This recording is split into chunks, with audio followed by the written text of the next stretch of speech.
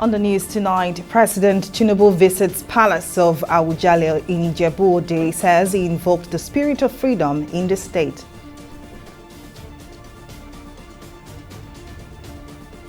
Chief of Naval Staff Emmanuel Ogala redeploys 57 senior naval officers in major shakeup.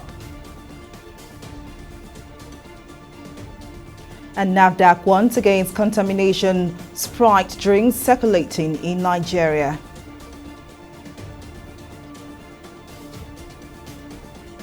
Hello and welcome to News Now. I am Folashade Ogurinde. President Bola Tinubu says he invoked the spirit of freedom during his electioneering in Ogun State. The president said this on Thursday in Ijebu-Ode, Ogun State, when he visited the palaces of the paramount ruler of Ijebu-land, Oba Sikiru Adetono, and Alake of Egbaland, Oba Adedotun Gbadebo, in Abeokuta, the state capital. Tinubu said he remained hopeful and optimistic about achieving victory in the last presidential election, despite the ineffective cashless policy implemented by the Central Bank of Nigeria. During his campaign in Abeokuta, Tinubu had said fuel scarcity and Naira redesign were plans to scuttle the 2023 general elections and make him lose. But he asked his supporters not to be discouraged, declaring that the election would be superior revolution. Well, it's been a month since President Bola Tinubu was sworn into office on May the 29th, and the former Lagos governor has given both his supporters and critics alike something to talk about. Besides putting an end to the fuel subsidy regime, President Tinubu also suspended the governor of the Central Bank of Nigeria, CBN, Godwin Emefiele, having promised to unify a web of varying exchange rates.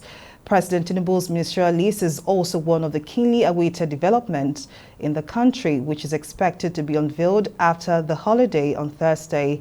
Well, to discuss Tinubu's performance in the past 30 days, Jide Ojo, political affairs analyst, joins me now. Thank you very much for joining us. Now, it's definitely been an exciting 30 days for many political watchers, such as yourself, from the law side to economic politics. The president has most certainly been busy, but how would you rate his performance so far? Thank you very much. Baraka de Salah to all our Muslim Ummah. It's been 1 month so soon that PBAT, President Bola Ahmed Tinubu, was inaugurated at Igbo Square here in Abuja. And in that 1 month, a lot has happened. Some of the actions he took has drawn applause, and there are those who have also drawn knocks. And one needs to unpack some of those things. In the first instance, yes, he did a number of things well.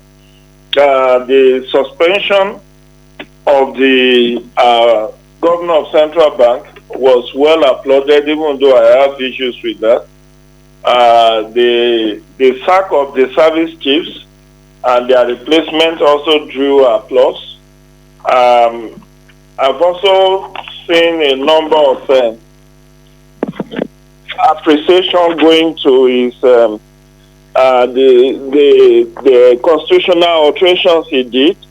About 2 of them, the one that gave 70 years minimum age to judges across board, as well as the education loan, which has also drawn a number of criticisms, given the fact that there are far too stringent measures to that new law. But again, that is life. Life is a unit of opposites. And new broom sweeps clean, even though old ones know all the crannies. So it's a mixed grill for me. President Tinubu has done well in some areas.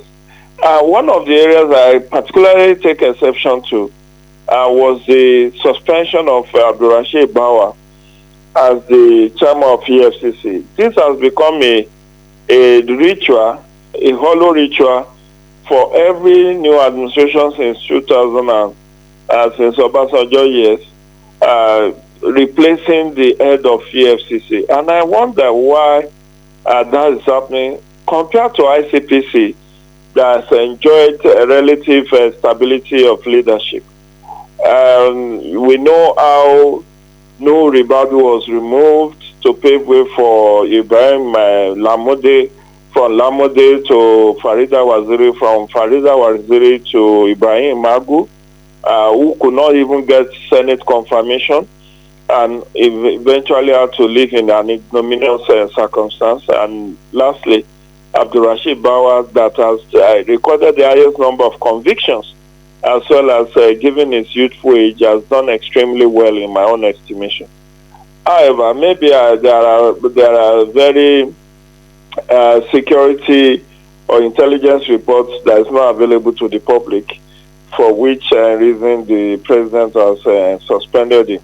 And as per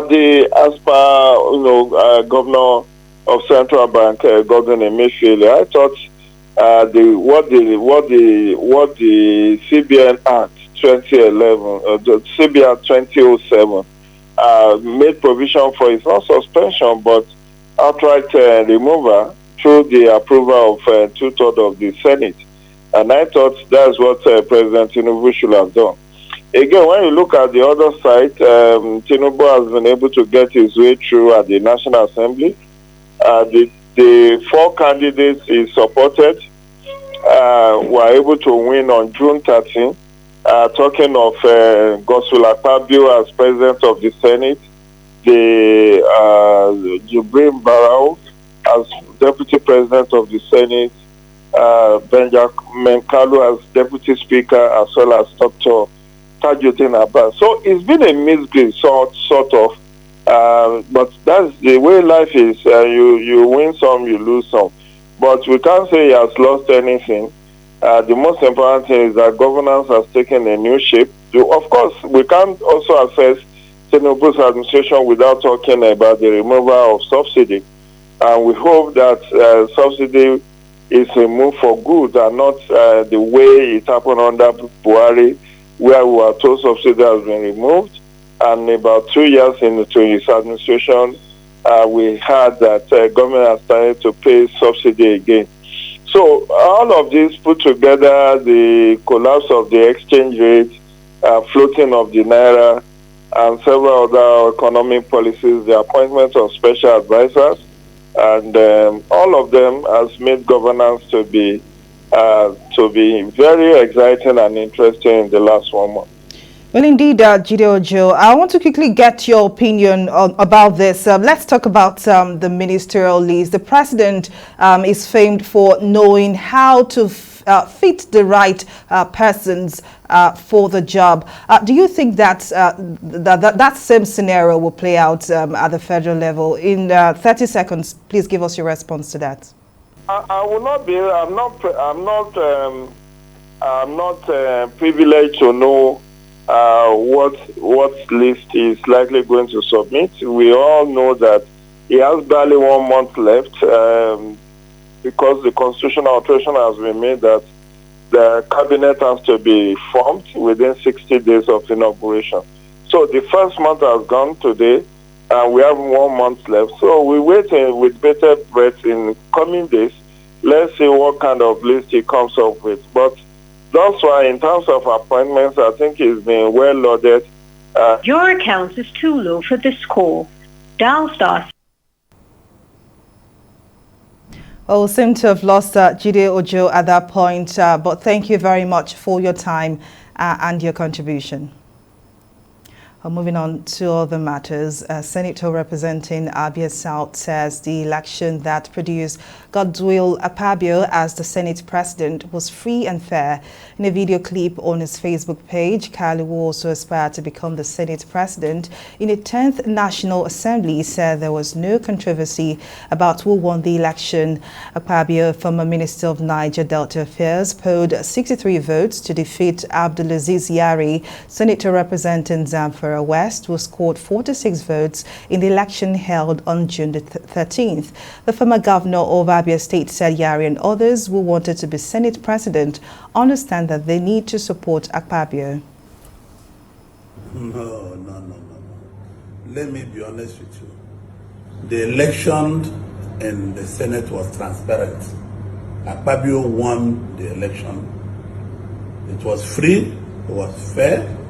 I congratulate the CNA, I congratulate the clerk of the Senate, and I congratulate all the staff of the Senate. And you know, I cannot lie to my conscience. Akpabio won the election hands down. There was no comparison on who won the election. If there is anything any other person wants to say, that is their business. But Akpabio, to my conscience, to my sin, to my honor, he won the election. And we have congratulated him. There is no two senates in the history of Senate. There's only one Senate. On the 13th of June was the day we had one Senate. There's no pro-Akpabio against Akpabio. Even Yari himself understands we have to work with Akpabio. So he's a Senate president. We have congratulated him, and I am appealing, using this Salah period, to appeal to our people to come together and work as one Senate. The Nigerian Navy has announced the redeployment of 56 senior officers and 1 commodore. The major shakeup in the Nigerian Navy comes a few days after Emmanuel Ogala took over from Awal Gambo as Chief of Naval Staff. Adedotun Ayovon, spokesperson of the Navy, said the action was necessary to reposition the Navy for optimum performance. The National Agency for Food and Drug Administration and Control, NAFDAC, has warned the public of a batch of unwholesome Sprite 50cl drinks circulating in Nigeria. In a statement, the agency said the product was discovered following a consumer complaint received and investigated by the Post-Marketing Surveillance Unit of the agency. The agency added that the contaminated drinks have the batch number AZ6-2232, manufacturing date of April 18, 2023, and an expiry date of April 4, 2024. It added that anyone in possession of the batch of Sprite 50cl glass bottles is advised to submit the stock to the nearest NAFDAC office or seek immediate medical advice from a qualified healthcare professional if consumed. The National Senior Citizens Center has entered into talks with the National Identification Management Commission, NIMC, regarding the role of banks and other related institutions on the production of senior citizens' identity cards. The strategic multi-sectoral partnership aims to identify needs of older persons and to effectively coordinate programs and services towards improving the quality of life and well-being of older persons. Our correspondent, Emeka Amako, files in this report from Abuja. The elderly aged 60 years and above constitute about 5% of Nigeria's over 200 million population, but this number is projected to rise to about 30 million by the year 2050. To this end, the National Senior Citizen Center, NSCC, in collaboration with the National Identification Management Commission, NIMC, has met with banks and other related institutions on production of senior citizens' identity cards. The center says the identification cards would serve as a vehicle of financial inclusion for Nigeria's senior citizens who are mostly left behind. If you do not enroll with NIMC and you just go straight to the Senior Citizen Center to enroll, they will need to verify your ID to know whether you are who you claim to be. So first thing is to please make sure that every senior citizen that want to benefit from these services should first enroll with NIMC and have the national identification number. Loneliness, experts believe, constitute a major worry, and the creation of a rest home for senior citizens remain a blueprint for achieving healthy aging for older persons. The research has shown that loneliness is one of the high risk why senior citizens die quickly. Old people, older people, loneliness. So let's have senior centers in our community.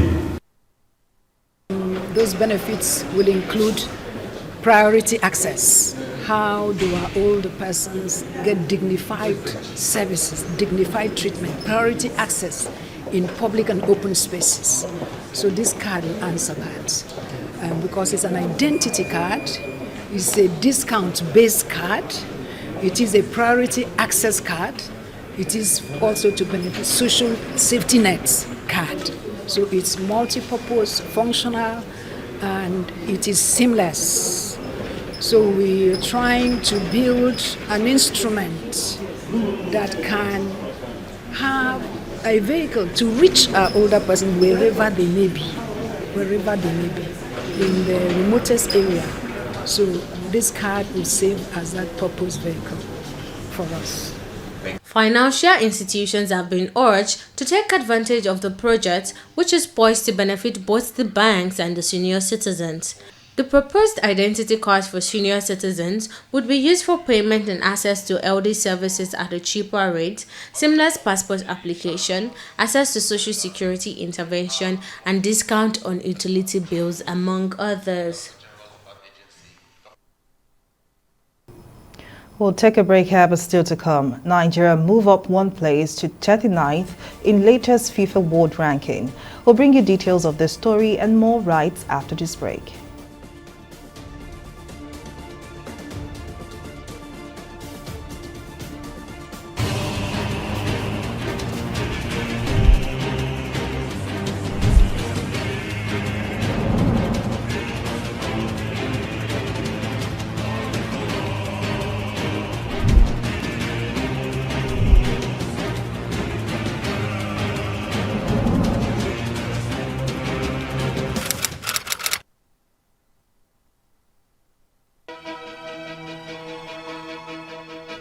Opinions are free, facts are sacred, but truth is universal. How, in practical terms, can we, for instance, de-escalate the tension? President must see himself as the President of the Federal Republic. We know where the enemy is. 3 places. The Lake Chad Basin, the border area between Nigeria and Cameroon, and then the Sambisa Forest. On Digi360, we give you a complete dose of everything. Opinion, facts, and undiluted truth. I hardly believe what politicians are saying in this part of the world. A new Nigeria is possible, a future is possible. We delve into the issues, dissect it so that you can understand it, use it to take action. I don't think there's any need for any governor to look for grant for ranching. Digi360, dissecting the issues.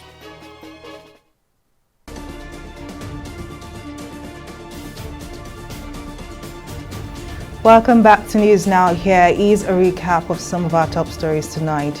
President Bola Tinubu says he invoked the spirit of freedom during his electioneering in Ogun State. Tinubu said he remained hopeful and optimistic about achieving victory in the last presidential election, despite the ineffective cashless policy implemented by the Central Bank of Nigeria, CBN.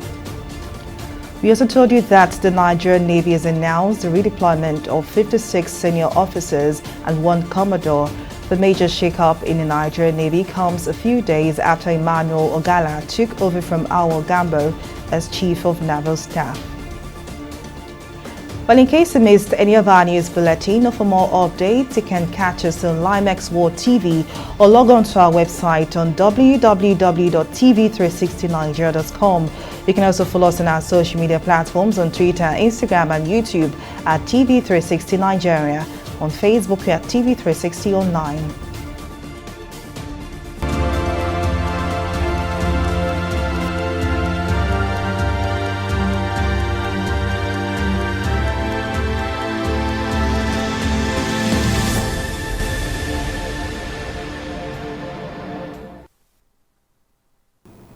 The World Health Organization says Nigeria and 15 other African countries had less than 5% vaccination rate in early 2022. However, the global health body said Nigeria and 5 others later made remarkable progress in less than 18 months to reach close to 40% vaccination mark. In a statement, the organization explained that COVID-19 vaccination coverage is on the rise in Africa's most fragile humanitarian settings as the 2-year project comes to a close. Chinese drug maker CSPC Pharmaceutical Group says it signed a strategic partnership with Pfizer to launch a local brand of an oral COVID-19 treatment in an attempt to improve the access for treatment in China. Earlier this year, CSPC said China had approved its first domestically developed mRNA vaccine against COVID-19, a major achievement in a country that has declined to use Western COVID shots to support domestic research. We'll take a break now and be back with more stories in business. To stay with us.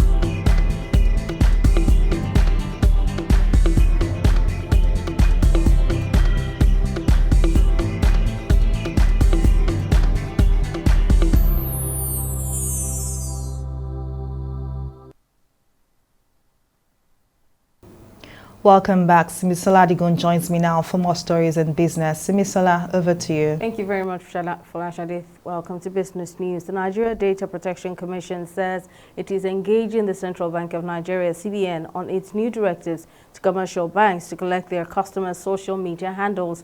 In a statement on Thursday, the National Commissioner of NDPC, Vincent Olatunji, described the directives by the CBN as illegal. He explained that there were prerequisite steps any data controller must take before collecting data from data subjects, adding that any organization that defaulted was going against the law and causing a data breach and would attract a fine. On June the 26th, the Apex Bank had directed other commercial banks to obtain the social media handles of customers as part of enhanced customer due diligence regulations. The World Bank says Nigeria's government will save a total of 11 trillion naira by the end of 2025, following the recent petrol subsidy removal policy. The financial body, however, said more people would be pushed into poverty if the government does not provide palliatives to alleviate the effect of the recently implemented reforms. Meanwhile, experts have agreed with the World Bank's report on the fuel subsidy removal policy. Speaking during an earlier interview with TV360 Nigeria, Emmanuel Oshoteku, Managing Director, Tether Capital, says the removal of subsidy is perfect for the country's economic growth. He added that though the removal has triggered hardship in the country, the government must provide measures to ameliorate the difficult days ahead. For me, is the fact that it's going to help us save. We need more money at this level as an economy, as a nation, than ever before. Our country currently is going to be needing a lot of money to fund the project that they are ahead of us. So we're looking at the projection that they said that by 2023, we're going to be having over 23 million, or I can't get the figure you said earlier, a lot of trillions of money in the account. I think that will help boost the economy. That's number one. Number two, is also going to help us enable them to be able to use money to properly allocate resources to the key areas of the economy. So in the place of education, agriculture, in the place of transportation, I believe that when there's enough income for us as an economy, it will help the government to be able to do proper resource allocation to key areas that are going to actually be able to help boost the economy. I was hearing recently that the president is actually working on combining some sectors together in order to increase efficiency and effectiveness. So that's going to help. Also, I look at it from the angle, it's going to help us reduce corruption. Because now the subsidy actually, subsidy before now has actually been associated with corruption, because the idea of subsidy basically is that the government pays some certain few people to help make fuel consumption, fuel prices reduce in the economy. And this few set of people have seen it as a mega billion-dollar business, and they make a lot of money from it, right? So I strongly believe that with this strategy of the World Bank, it's going to help us reduce corruption, because now the power will not just be given to few people who can control the entire nation through the fuel subsidy program, but now the entire economy is suffering for it, so that everybody can grow together. Well, that's it on business. Over to you now, Folashade. Well, many thanks, Simisala. On the foreign scene, the Court of Appeal in the UK has ruled that the government's plan to deport some asylum seekers to Rwanda is unlawful. Thursday's ruling is a major blow to ministers' controversial immigration policies that have been roundly condemned by humanitarian bodies. In a three-judge decision, the court overturned the High Court's decision that previously ruled that Rwanda could be considered a safe third country in which to send refugees. Human rights campaigners welcomed the ruling, having slammed the Rwanda policy as unethical and ineffective.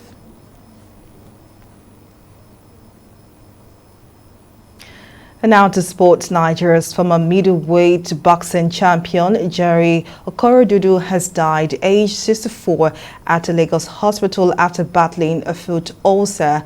Okorodudu's wife, Adenike, who confirmed the news of his death, said the boxer had battled a partial stroke and diabetes for the last 2 years and was awaiting amputation of one of his legs when he gave up the ghost. However, Adenike said the hospital was not willing to release her husband's corpse until the outstanding 600,000 naira medical bill is paid.